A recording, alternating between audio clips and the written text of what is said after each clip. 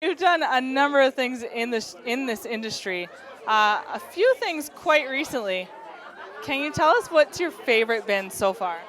That's really tough because I guess acting wise, I mean, my most recent credit is Fast and Furious 7. So I have to say, acting wise, that'd be the best. Not just because it's Fast and Furious 7, but because the director, James Wan, is one of my best friends. So to be able to work with one of my really good friends and be a part of an epic franchise was pretty cool. And he's also my unofficial mentor as well. So to learn a little bit more while I'm trying to do this directing thing is pretty cool.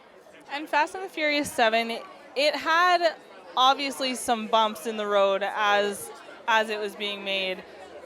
Do you find that actually in turn, as sad as everything was, made everybody work closer together to make this movie happen? Absolutely, it really did.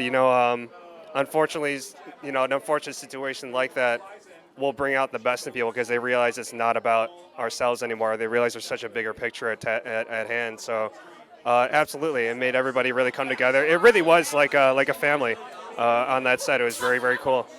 And speaking of families, they actually brought Paul Walker's brothers in to finish his scenes, didn't they? They did, Cody and Caleb. I didn't get to meet them, but from what I understand from some of the wide shots, they used his brothers, and then for stand-ins and stuff like that. And yeah, so that was a very cool thing that they were willing to come in and help the studio out to finish the movie. That was a big X factor of getting it going. That's incredible. And it shows you how much that movie meant to Mr. Walker and to his family and the legacy that he leaves. Absolutely, and Paul was one of the most kindest people you ever meet. I never actually met him on set. My friend Sung Kang played Han in the Fast and Furious movies, and we used to go to his restaurant all the time. And one time Paul was there, and this girl asked Paul for a picture, and not only did he take a picture with her, but he sat with her for a half hour just talking to her. And that's just the kind of guy Paul was. So I mean, that's the person I hope people remember. I mean, he as great as he was on screen, he was just such a philanthropist and such a great guy, and he's sorely missed for sure.